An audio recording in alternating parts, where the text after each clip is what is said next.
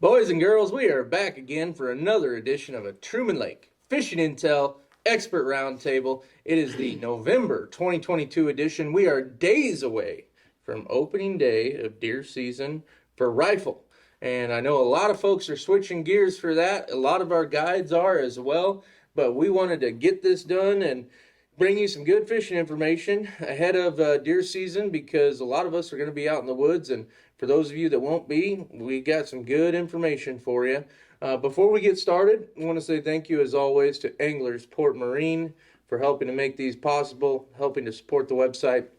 Anglers Port Marine is located between Clinton and Warsaw, Missouri. They do Phoenix, Camas, and low boats.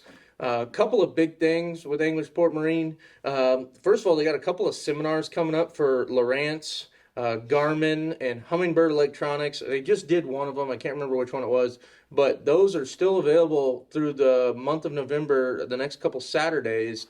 Get on anglersportmarine.com and check those out. If you do have those electronics you're wanting to learn, they will have the manufacturer's rep there to basically take you through the whole unit and walk you through it and help you learn something. And those are completely free, and you can sign up for those on their website. Anglers Port Marine is really, really great from if you're new boat or you're a tournament angler. They just start to finish from the sales process to you walking out the door. Your boat is water ready when you drive off the lot, so it's really exciting. If you are a tournament angler, if you're fishing the Anglers in Action event this coming year, they're going to match first place $10,000 if you're running a Phoenix boat that was purchased from Anglers Port Marine in the previous 2 years. So really, really cool way that they support tournament anglers.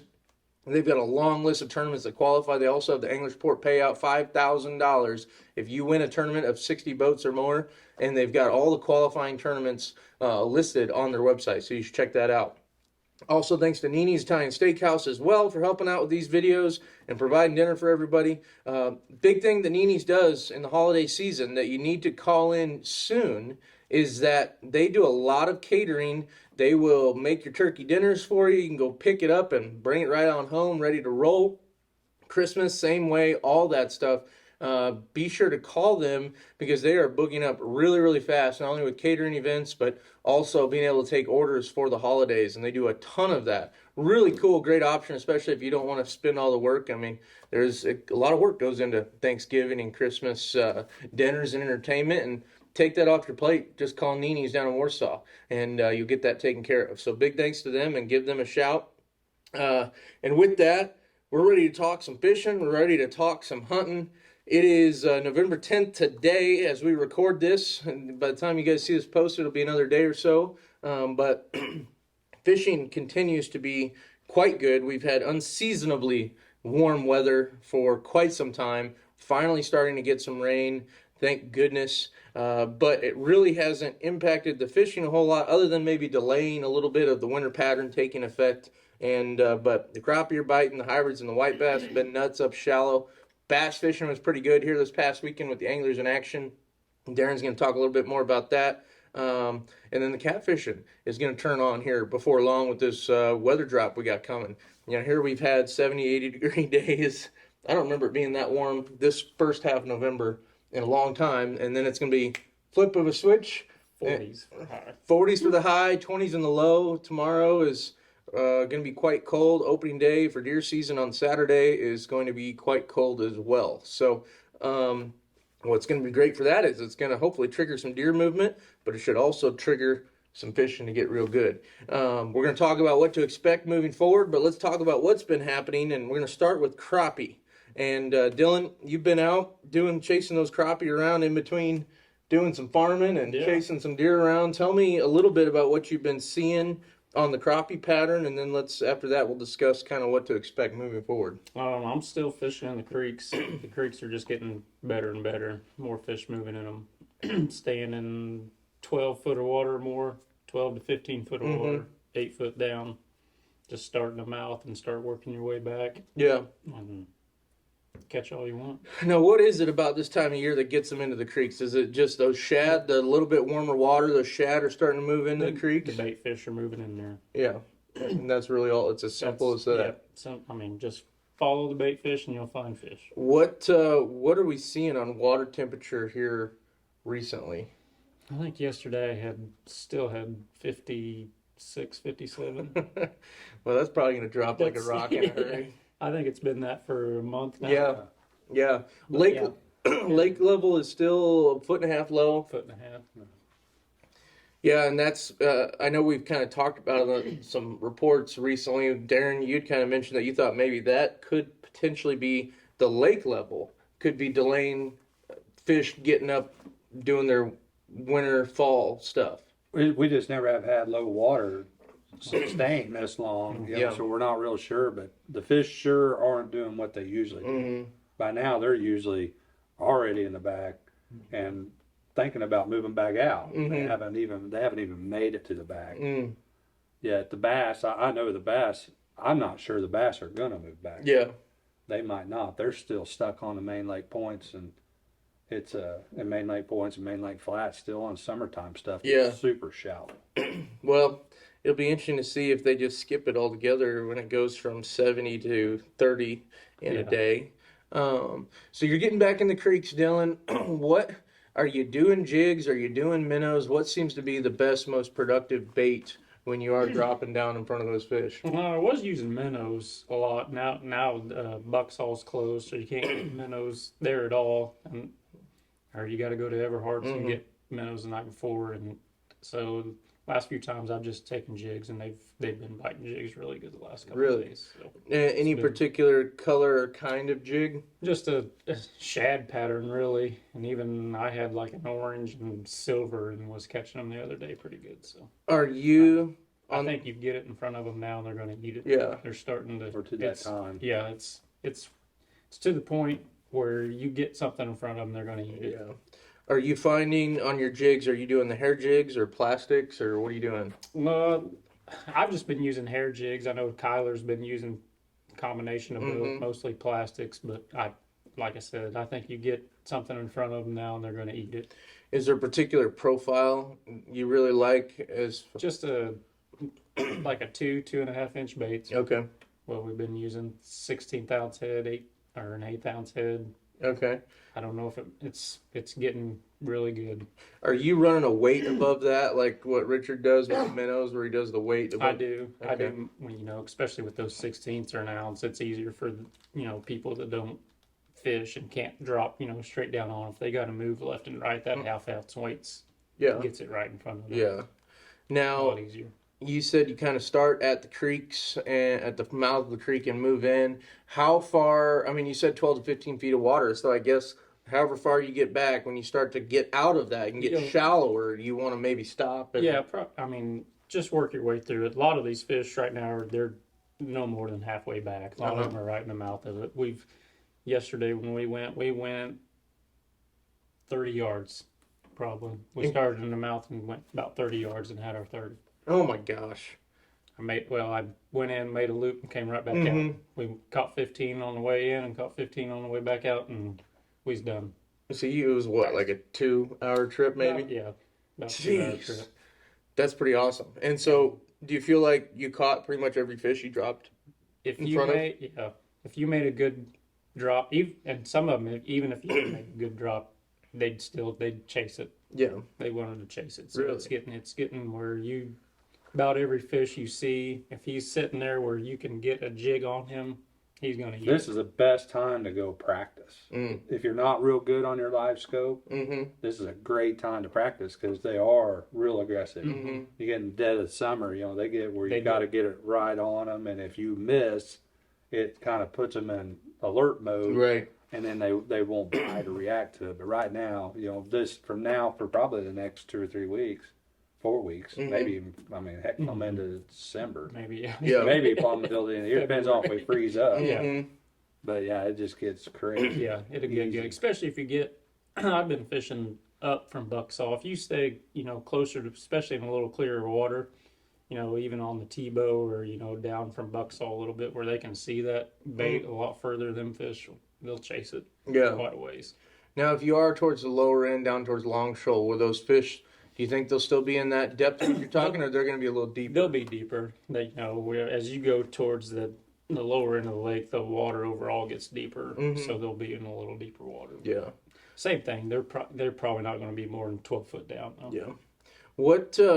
So they're sitting pretty tight to structure. They're yeah. Pole timber. About any kind of structure, but yeah, the real the skinnier sticks is easier to fish. Yeah. With live scope, you can really pick those fish out sitting on the side of them like that. You get into them great big ones, and Yeah. you can see them on there. They're a little harder to fish. Well, yeah, and you might have to position the boat in multiple spots.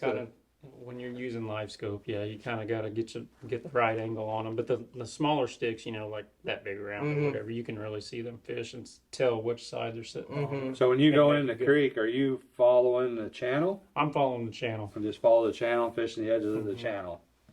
Okay. So these narrow ones, these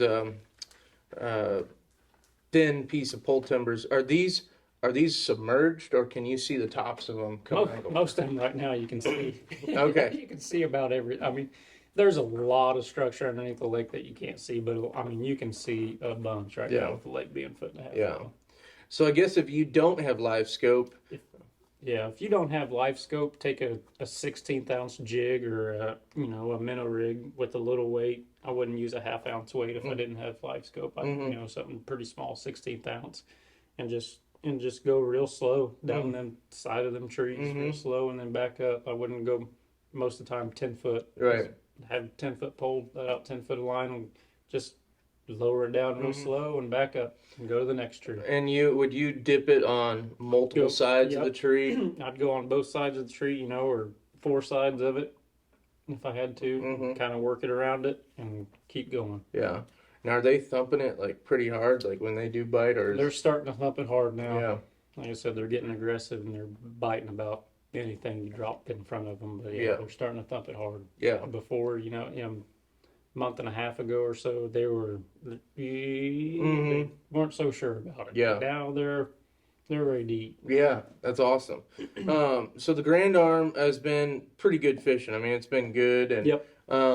Tebow, it sounds like, is getting better, and there's a lot of arms of the lake, obviously, with the Pommy and the Osage. And have you heard anything on the Osage? Any of you guys on the crappie fishing? I imagine it's fishing pretty similar to the Grand. I would say it is. The last time I heard it was pretty tough, but Yeah. it should be getting better. Just Yeah. like Yeah. normal fall winter time Yeah. crappie fishing on Truman Lake, it's going to get good. So, what are your expectations now that we have this big cold front coming through? I know we're going to be spending time in the deer woods, but once that cold front comes through, I mean, do people need to be focusing pretty much all their time in the creeks, getting further and further back in the creeks as we get into December? Same thing. Just go to the creeks. Yeah, yeah, Go to the creeks, and and I don't know if it's. We were talking. I don't know if it's lower water levels, but these fish. I mean, we've caught a few going back in there a ways, but not like you would normally. Most of them are out. That front half of the creek is where they're at. yeah, So, but that's where I would definitely start. Depending on the wind, try to get out of the wind. yeah, yeah, Start in the mouth of it, or halfway back and work your way out. Yeah. Or in. yeah. Well, it's a lot of good stuff, and it's going to continue to be very good. I mean, Truman is. We've got some preliminary data coming in from the biologist. He was doing some trap netting and just some hellacious results on the numbers of crappie, the quality of crappie overall. He was asking me, how did, I don't know why I'm not the expert like you guys are, but he's like, so where does Truman kind of rank on, crappie fishing in the Midwest? And I was like, well, I'm pretty sure most people would say it's about the best crappie fishing lake you could have for size and quality. It's not a Grenada in terms of size, but you're going to go out and catch a ton of fish typically. So, but he's got some data that's coming that's pretty dang impressive. The main concern still is the Tebow arm. There just appears to be some stunning on the fish, and 2019 fish that are still under the keeper limit, or the 9-inch limit. That lower end just needs to be fished. It needs to be fished hard. As hard Yeah. as you could fish it. As And hard that's, as you can fish it and keep all you That's can what- keep. Mm-hmm. you always see guys, oh, you need a 10-inch length limit on Truman. No. No. We No. don't. No. 'Cause or we need, there's parts of this lake where you could go to and keep our 9-inch limit and go to a 30 Mm-hmm. a person limit Yeah. and get some of these fish out of there. Yeah. And they might do that one of these days. Go with Yeah. put some like the bridges up, Yeah, or but bridges you're- down. You're on Yeah. a certain part of the lake, you can have 30 fish. Yeah. Yeah, How would they? That'd be hard to regulate. Yeah. Would be the only thing, but that I mean, Yeah, it'd be tough because if you start in one area of the lake and then run up to or one. if you catch black, the black crappie, Mhm. 30 black crappie or Yeah. something, because there's this. I mean, it's crazy. Yeah, it sounds like because we were chatting about that. I didn't get to talk to him very long, but it's kind of a low priority from what it sounds like. They're really working on the blue catfish, studying that slot limit and what the impacts of that have been, and changing anything on crappie to potentially correct what's going on in the Tebow arm. It has a lot of challenges. it'd be hard. It's just, and it's not a high priority because they've just got other things going on. And Take some of them catfish and dump them off over there. yeah, yeah. Something needs to happen, or folks need to fish. I mean, you can start at Windsor Crossing. We were just discussing this before we started recording. You can fish the bridge pillars and probably go catch a limit of crappie right there at the bridge pillars. You can go up lake just a little ways, and there's a nice little flat there. You can go right down lake to Brush Creek and just catch as much as you want, and even out on the main lake there, and there's some pretty good spots. And Windsor Crossing, if you're going to drive down to Bucksaw, Windsor Crossing is just another 10 minutes. Yeah, depending on where you come from, it's closer. Yeah, But Yeah. yeah, it's and even coming from the other way, it's only 10 minutes. yeah. If Um, that. So it's a good area of the lake. I mean, if you want to catch numbers of fish, I mean, they're there for There's sure. big ones there too. Yeah, There's a lot of big I ones mean, there, but you just got to weed through the. You gotta weed through them and kind of, fish. There are spots Fish big fish spots. mm-hmm. where you can catch. You can go catch up there big and fish just like you do in the Grand and It's like catch just- better fish. Mhm. Just work your way up the lake. Yeah. Yeah. I guess. Yeah. And you'll catch bigger fish. Yeah. Well, it's a lot of good crappie stuff, and there's going to be lots of limits out here over the next couple months. We'll keep the reports coming. We're hopefully have some more deer reports for those of you that like deer hunting. I've been trying to post a few of those, but let's kind of talk about some catfish. Jordan, you've been chasing the catfish around quite a bit. You've been all over the lower end, from the big Tebow, little Tebow, to the upper part of the palmy arm. Fill me in a little bit on what you're seeing, what it's kind of taken to catch your fish, and kind of what your expectations are moving forward. Well, right now I'm kind of focusing on the mouths of the creek. Mm-hmm. There's still a lot of fish down on the main lake that's scattered out. Yeah. No current, nothing changing, so they're kind of just hanging out at the mouths right now. Mm-hmm. So I'm drifting mainly right at the mouths of the creeks and out on the main lake still. Yeah. Pretty deep, 30 to 40 foot. And are they they're on the bottom and 30 to 40 feet pretty Yeah. much? Yeah, they're on the bottom. You're drifting that deep. Mm-hmm.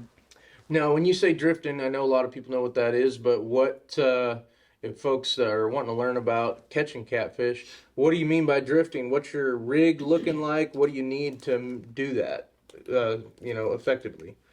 So I use a Santee Cooper rig. It's pretty much a peg float with a hook toward the end and two-way swivel up above that, about a 24-inch leader. Mm-hmm. I run it's a 2 or 3 ounce dragging weight, Mm-hmm. and you just throw it out. I kind of stagger my lines a little bit. I run 6 rods and Mm-hmm. try to keep them separated pretty good. We're fishing that 30 to 40 foot of water right now, and the shad's pretty close to the creek channel. Mm-hmm. They're thick down there on the lower end. They're, 10 foot deep from 30 to 40 foot on the bottom, and I'm catching them that deep with my cast net right now. Wow. Using a tape net, Yep. kind of a deep hole net, and 4 to 6 inch shad are grouped up really good there. And that's about the ideal size that you're looking for as far as bait goes, right? You can fillet Yeah. those up pretty good into chunks. Yeah, I'll either cut them horizontally or fillet off Mm-hmm. 2 sides and then use a head piece on there. Mm-hmm. So, and you said those shad, they're really congregating towards the mouths of the creeks down on that end, and they're anywhere from 10 feet on deeper What's that? on the shad. Well, they're most of them are 30, 40 foot. Oh. But they're down on the about 10 foot deep of a school of them. Okay, I see That's how what you're saying. thick they are. I mean, Oh, wow. they're 10 foot from say almost the bottom, 10 foot up. Mm-hmm. So they'll be 20 or 30 foot deep from the surface. Got it. Okay. And out today, some of the wind-blown points and stuff, they were kind of closer up. So some of the shad were up shallower, but Yeah. majority of them's close to the channels and the ledges and stuff. Yeah. Which normally the catfish would be grouped up really good there on the channels and in the main channel. Mm-hmm. But water temp's still a little warm. They're scattered out across the flats. Yeah. Now, when you're drifting, what kind of tools do you have in your boat to make sure? Are you just using the trolling motor to keep you at a steady line and speed, or what? Do you have one of those dragnet deals? Yeah, I throw drift socks out Yeah. there. I've got one big one and I've got a smaller one. Mm-hmm. Depending on the wind speed. I threw two out today because it was so windy, but Yeah. try to keep your speed about a half a mile an hour. Yeah. Now, have you found that the windier days are a little bit better for fishing, or does that not seem to matter? It doesn't really matter a lot. It doesn't seem like when you're that deep. Mm-hmm.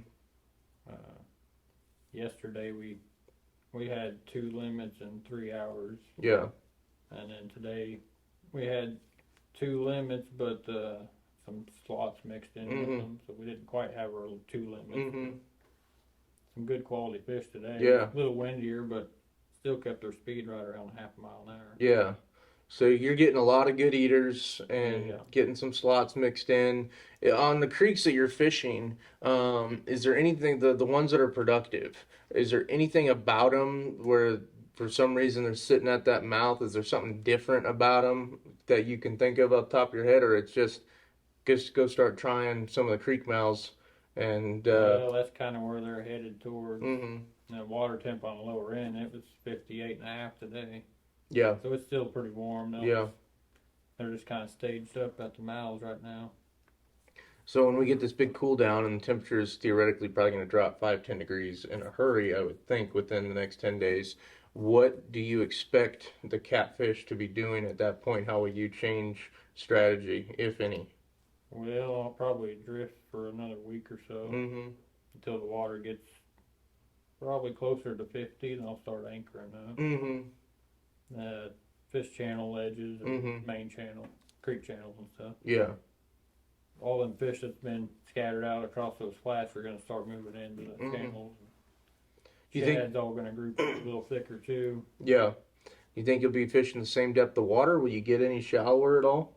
Probably deeper. Oh, really? Yeah, it's kind of weird on that lower end. Mhm. But, either you're on the main lake, and they'll go all towards the main channel, and they'll be right up on the ledge. So you may have 30 or 40 foot flat, and then drop off to 50 or 60 foot in the main channel. They'll be up on top of the flat and on the ledge. Mm-hmm. But as far as back in the creeks, they might move in there 20 or 25. Just kind of depends. They're scattered all over right now. Yeah. You can catch them probably 5 different depths right down there Yeah. right now. Yeah. We caught some in 11 foot yesterday, just kind of a hump out there. Uh-huh. Way too much depth difference right now. They're just Yeah. not schooled up like they should be. Yeah. And that's just because we just haven't gotten the cool down to really make it happen. I mean, do you think the lake level is contributing to that as well? Yeah. I'd say no current and everything. Yeah. We're just kind of scattered for now. Yeah. They don't look like we're going to get any runoff or anything Yeah. for a while, so Yeah. Interesting. water temp will change them up a lot, though. Yeah. Up them up. So, it's a lot of good stuff on the catfish. And would you say from the Tebow to the Palmy, I mean, has there been a better bite in particular anywhere? Like, has the Palmy been more productive? The Tebow, Little Tebow, Lower Osage, are you finding that there's an area that they're biting better, or is it about the same everywhere? I fished over on the Palmy, and it was a lot slower than the Tebows. Mm-hmm. Big and little Tebow's pretty good right now. Yeah. Okay. Now, you've also chased the hybrids and white bass around a little bit the last couple of weeks. What can you tell me about that? Well, we've caught ours anywhere from the mile-long bridge over to a little ways past State Park. That chunk rock, Mm-hmm. wind-blown points and banks. Softball size type chunk rock up to basketball size chunk rock. Yeah. Just and does it matter if it's a point or just a windy bank, a windy flat bank? I mean, if it's got chunk rock, that seems to be pretty good. Mainly if the wind's blowing in on it. Mm-hmm. Pockets on the main lake. Yeah. I actually caught a 4-pound largemouth about 2 or 3 foot Yeah. in the pocket there. Yeah. Did you fillet it? No. We threw it back. Should have, man. Good eating. What are you talking about? Yeah. Got it on the rooster tail. Yeah. White rooster tail. Yep. I'll tell you what. When I was out with Brock a few days, or not a few days, it was last week. I was catching every fish except a white bass and a hybrid. The first 3 fish I caught were largemouth and all on a white rooster tail. Mm-hmm. They're easy to catch. It was pretty. It was. I'd You call. gotta be very smart to catch one. I'd say it was a pretty. It was a fair to good bite on white rooster tails for small keeper bass. Yeah. So it was kind of funny. We ended up catching some white bass and hybrids and stuff. But 4 pounds isn't that small. yeah. Well, mine wasn't 4 pounds, but so windy, rocky banks. Wind is pretty key for that. It sounds like. Yeah. How's the water clarity looking down on that end? Because I noticed it had gotten kind of dingy. Got a little stain to it. Yeah, definitely not as clear as it had been. It actually looked like it was turning over. Turning over. last Yeah. week, which is Yeah. kind of, it's been turning over Turning for 3 or 4 over. weeks. Yeah. You know? Well, yeah, because it was a month and a half ago that we started. Reports are like, yeah, there's all this stuff on the surface, turnover starting. Technically, if you look at like the science behind turnover, it isn't until the water temperature gets into the 50s that the true turnover really starts. So that could very well be what was going on. That could have just been a late algae. We don't pay a lot of attention to science. yeah. If there's stuff floating on the water, it's turning. It's turning over. That's right. Bubbling and Yeah. Yeah. stuff. It's Yep. turning over. Yep. Well, and the white bass and hybrids are not something that's necessarily targeted during the wintertime a whole lot. When does that bite kind of stop? I mean, can you go catch them in December somewhere? Or because it seems like they're kind of elusive in the wintertime, January and February. Are they moving way the heck up the creeks where you can't get to them? Or Oh yeah, they get up there. yeah, Mm-hmm. Yeah. I know them The white white bass just get up there thick. yeah. I think most of them just go deeper. Yeah. Where most people aren't. They're out in the that middle. deep, you Yeah. know? Yeah. Yeah. There's out them big ones, the big stripers. Yeah. Hybrids probably just get out in the middle. I'm Yeah. guessing. Yeah. Because that bait's down there 30 or 40 foot, so Mhm. no reason for them to be Yeah. shallow. They'll Yeah. just hang out down there. Yeah, them bigger fish probably aren't going to move very far, really. Mhm. Just find. And the whites, they Find them their small, closest. them little bitty whites just flood the creek. Mm-hmm. They'll be Yeah. underneath them crappie. Yeah. Now, I know you said white rooster tails. Was that all you guys threw? Or do you throw anything else for them? I think that's pretty much all we threw the Yeah. whole time. Either 1/4 ounce or 3/8. Yeah. Well, and I know we've talked about it, Darren, where you can. This is spinnerbait season for bass, and you might. In fact, I know a lot of the anglers in action guys were talking about if there'd have been a tournament for hybrids, they'd have won every dollar they could was available throwing big spinnerbaits, and those big hybrids will hit those giant double willow bladed spinnerbaits. And shallow. Yeah. Super shallow. Yeah. So, go bass fishing. Go try to target a bass. If you want to go catch big hybrids, just go start largemouth bass fishing with a spinnerbait, and you'll probably run into some hybrids. So, well, good deal. That's a lot of good info on that. And, as far as the bass goes, I know we talked about it a few weeks ago, Darren, and, when you and I chatted over the weekend for a little report, it was spinnerbaits. But what... Yeah, there's other baits. Yeah. It's between flipping. It's been a flipping and a spinnerbait and a buzzbait year almost all year, and that has a lot to do with the low water. Mm-hmm. The fish have been super shallow for 2 months. Mm-hmm. 3 months. They're just shallow as can be. Yeah.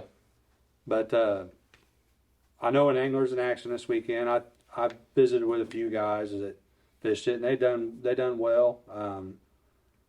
I know one team stayed mostly in the lower end of the Grand, and and they fished predominantly spinner baits because it was so windy. And when it wasn't windy, there was some fish caught flipping. Mm-hmm. I did not talk to the leaders, but I do know them, and I fished against them a lot. Mhm. And this was their 21st boat they've won. Oh my gosh. These guys, they're real fishermen. I mean, Mhm. they can flat fish. I don't know. I've never won a boat, Mm-hmm. and I know a few people that's won 2 or 3, but Mm-hmm. 21 boats. Wow. These guys, they're good, and they are predominant flipping guys. Mhm. I mean, they are deadly with flipping sticks, and I don't know for a fact, but I would almost bet my paycheck they were flipping. Mm-hmm. But I do know the big stringer was caught the real windy, cloudy day where you thought would be the best. There was a ton of limits caught, a bunch of fish caught, and it was mostly on moving baits. And anywhere, I talked to guys anywhere from small, it was all small baits, Mm-hmm. small crankbaits, small spinner baits. But the shad that we're dealing with, bass fishing, are way up shallow, and they're only 2 or 3 inches long. They're pretty small.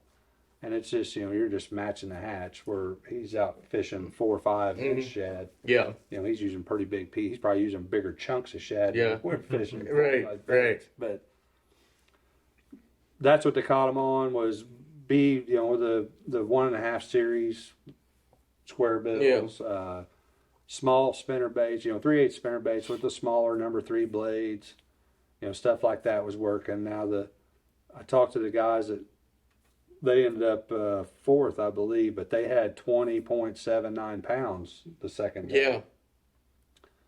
And they like to fish small spinner baits. They were Mhm. fishing moving baits, and he said they really got them. Yeah. That second day. The first day they only had 4, so they lost one 4-pounder. He didn't say it's 5-pounder. He says 4-pounder, which would have made them contend for the lead. Mm-hmm. But they had a heck of a stringer that second day, 20.79 in a fall. Yeah. Truman is a real stringer.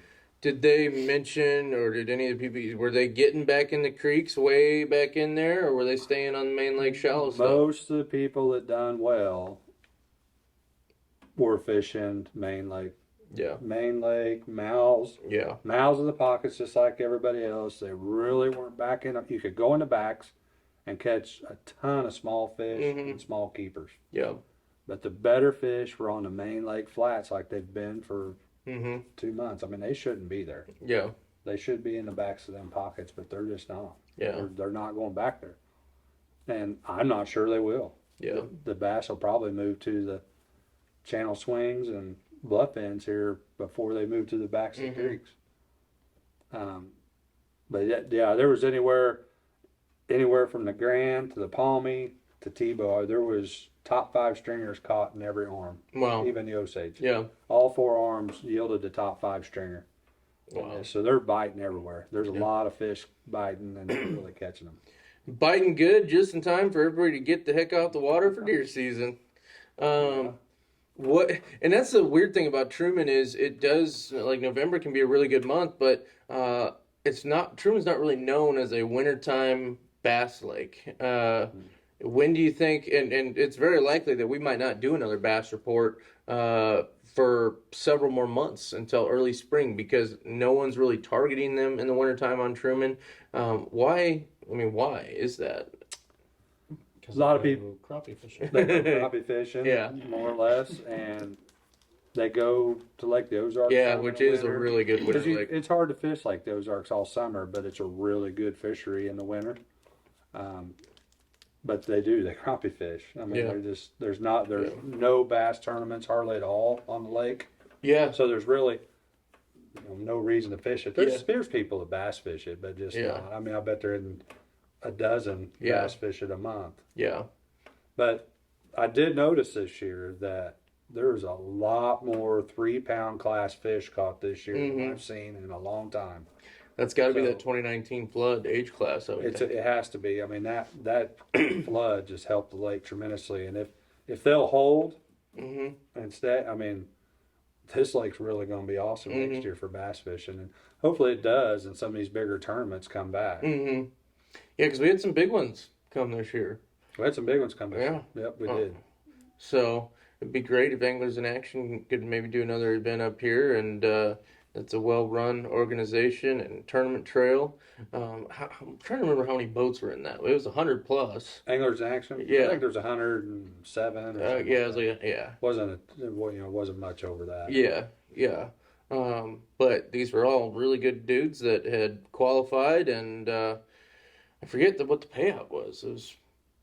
Yeah, it was a boat. Was the boat? Phoenix, I believe, was a 19-foot Phoenix Yeah. bass boat. Yeah, so that's pretty dang awesome. $50,000 boat. Yeah, take that all day long. When do you think? I mean, if someone does want to go bass fishing, and I mean, November is going to continue to be probably pretty good, but it kind of drops off. I mean, is it going to be December? I mean, when the water temperature hits a certain temperature, that the bass fishing is going to get pretty tough for several months, or what? It'll get tough when that water gets low 40s to below 40. Mhm. That's when it'll get tough. It's pretty good till then, but you can fish moving baits and you'll still catch them shallow, or you can start fishing bluff ends and any kind of channel swings. When you say channel swings, that's why we always say bluff ends, because usually if it's a bluff end, that means the channel's swinging away from it. Yeah. And it makes a bluff end Mhm. there, and that's kind of what people fish. And you can start throwing jerk baits when it gets in the low 50s to high 40s. Wiggle wards will start working real good here, when it gets in the low 50s. Kind of go backwards. Yeah. Backwards spring fishing is what I call it. Yeah. You go from spinner baits to wiggle wards to jerk baits, and you'll kind of go back the other way. And you can always flip jigs.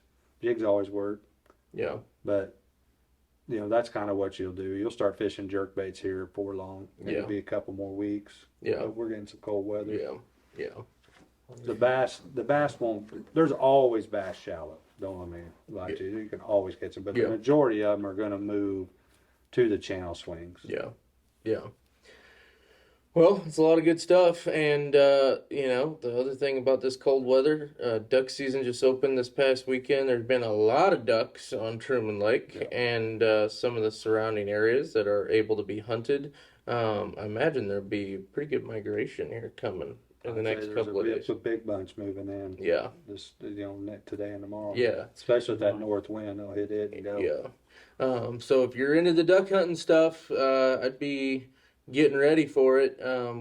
Jeff's had some really good shoots this week in 70 to 80 degree weather. A lot of ducks killed already. I was out with him on Monday with him and Johnny Dr. Duck Everhart, and we all shot a limit, and it was pretty dang good. And that was the Monday after opening weekend, so we weren't sure how they were going to fly, because where Jeff's at, and a lot of those bottoms over there is everybody being there and shooting is what keeps the ducks stirred up and moving from hole to hole, and it makes it for good shooting. And so we weren't sure if that was going to happen, but it certainly did, even though we heard very minimal amount of shots. There's tremendous duck hunting on Truman right now. Yeah. I know a lot of guys. I thought with the water being so low and so much bare bank, showing a Truman would be tough, but I'm not sure that's the case. There's quite a few ducks down right now.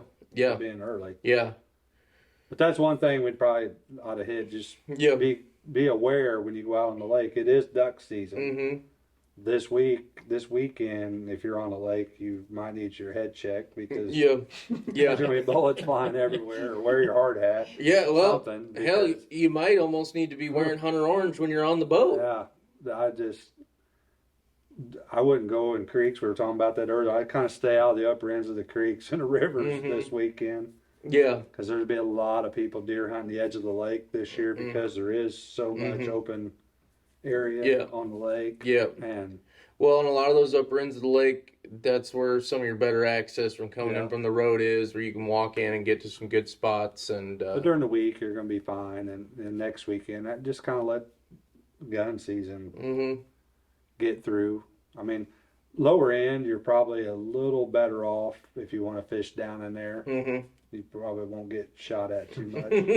You'll be low enough, it'll go over your head. Yeah. But that upper end, you've got to watch up there, because it is. Yeah. Nobody's really shooting at you, but right. It is flat.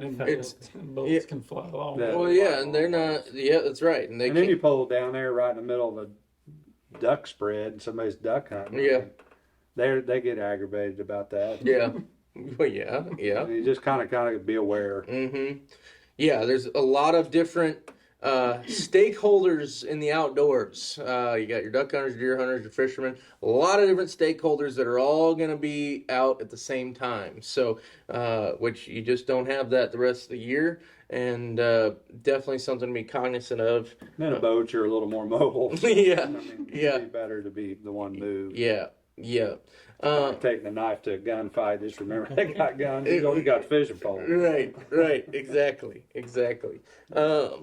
Now, you can hunt. Well, no, you can't, because I think you can shoot a turkey from a boat as long as your boat is shut down. Stopped. Is it the same way for? I'm sure it's got to be anchored or stopped. Just stop. Stopped. What about? Motor off and no forward movement. Is it the same for deer? I don't know. So check the MDC I know it's website. turkeys. Yeah, I know turkeys for sure. yeah. So Shallow as the water is, if he's big enough, just jump out. yeah, I'll be knee deep. right, right. Might be for deer too. Yeah. I don't know if you can anchor it or not. It might be for shooting from a motorized vehicle. I know Right. you can't do that. You can't do that turkey I hunting. mean, that's Right. supposed to be able to do it. Yeah. yeah. So, yeah, I'm not real sure on it. But there's a lot of great core ground around Truman Lake. There's been some big deer taken in previous years. I mean, a lot of good opportunity if you get into the right spot. Find those areas that are hard to get to, and if you're into deer hunting and you want to boat into somewhere and get to that hard to get to place, you're probably going to have some decent luck, because when that pressure's out this weekend, it will push those deer to their little hidey holes, and that's where you're going to find the big ones. I had a pretty good sit on public land around Truman here very recently, where rattling was quite effective. Rattling has been on private land quite effective as well up until the last 4 days. It's been pretty hit or miss, but the first 4 to 5 days of November, I mean, every sit I was doing in the afternoon and evening, morning, was basically a rattle and a buck would come in. Now, this was a lot on private land, unpressured stuff, so that helps. But the most effective rattling was when we're an hour of light. And these are actually a couple of sheds. We had some folks asking, because I've been posting so much about rattling. I like these antlers for rattling for a couple of reasons. A, I didn't have to cut the brow tines off because they're so little to begin with. That's the issue I have with big deer antlers, is you hit your fingers too bad. So if you do have some big antlers, I'd cut those brow tines off so you don't bang your fingers together. And one of the other things I've learned over the years as well, if you are going to rattle, these are big, heavy horns here. And what I've found is if you pay attention and you ever get to witness bucks fighting, you'll notice those little bucks, those little forkies and 6-pointers, it's a very high-pitched sound. And then you see some older bucks fighting, you'll notice that tone gets a lot deeper. And so what I've found to try to get a big buck in is to have these big antlers. And it has a totally different tone to it, and you just hit them together and just grind, because it's not this whole Texas stuff of, that's not, I've just never seen it, and I've never seen it work. I've not had good success. It's, if you actually get to witness the deer, they lock, and then it's a bunch of this. They're pushing. Yeah, they're pushing, and it's that, just those extra little clicks, and then I pull them apart and wham them again and just start grinding together. And that is how you're going to have the most effectiveness, in my opinion, in my experience, on rattling in deer. And if you use those bigger horns, I'm convinced that tone makes a difference. And when those big deer hear that, and they hear, it's noticeable. And it clicked one day for me when I got to watch 6 bucks in a matter of 30 minutes, a couple of spike and forkies, a couple of little 2.5-year-old 8-pointers, and then the big boys, one of which is right over here on the wall, were fighting off in the distance. And it was just, that was the light bulb moment for me when I figured out the tone difference and what was going on. And I've been pretty convinced of it ever since.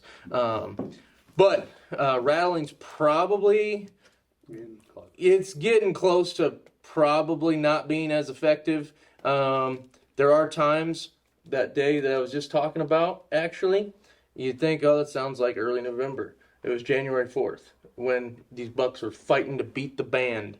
But That's a second rush. yeah, I mean, yeah. Is it work? It's when those Or third the round? doe it's when those doe fawns are starting to come into estrus from that year. So that's when that's going on. But in reality, I mean, rattling for me mid-November during rifle season just hasn't ever been super effective for me. Not that it won't work, but more so I'm waiting to see the buck, and I'm using the grunt call mostly when I see it. I don't blind grunt, just I just don't do that very much at all. The grunting is going to work for you when you see the buck and you can see how he's acting, and you can hit that grunt call. And if he sees you and looks, then just stop and just wait to see what he does. Well, just remember this time of year when they're chasing does, they're starting to chase does, and you do the rattle, you're probably going to spook the smaller bucks. Right, Because the smaller bucks have already been put in their place, right. and they're not interested in any more Yep. fighting.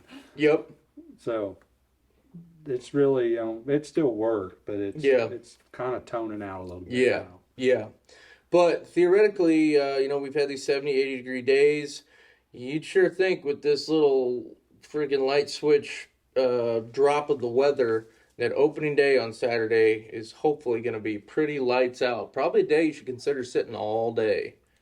It's been a lot of years since we got to hang a deer and Yeah. actually leave it hang for a few days. Right. Used to have to just hang it and get after it Yeah. right there, but Yeah, this week you'll be able to Yeah, you'll be able to let it hang for several days. which is good. Yeah, yeah. So a lot of real exciting stuff going on around Truman Lake. If you're into the outdoors, whether it's hunting or fishing, there's just so much to do around here. And you guys that are watching this already know that. You're members, you know what this area has to offer. But just a really exciting time to be out on the lake, around the lake, in the woods. A lot of really, really neat stuff. So if you guys have any questions for future videos, of course, we say it every time. Be sure to write those into us. We'll cover as much as we can. We'll cover them in the fishing reports. We love answering member questions. That really helps us kind of focus in on what you guys are wanting to learn. And we really appreciate everybody, all of you guys that are watching this. Means a lot because you guys help us keep this thing going every day by being members. So we appreciate it, and we appreciate these guys here at the table. The website wouldn't exist without them. I got Darren Langford over on my right, Dylan Stocking, and Jordan Lear. Jordan Lear guides catfish hybrids. Will you do crappie trips as well? Yeah, I do a few of them. Yeah. What's the best way to get a hold of you? My number is 417-664-5686.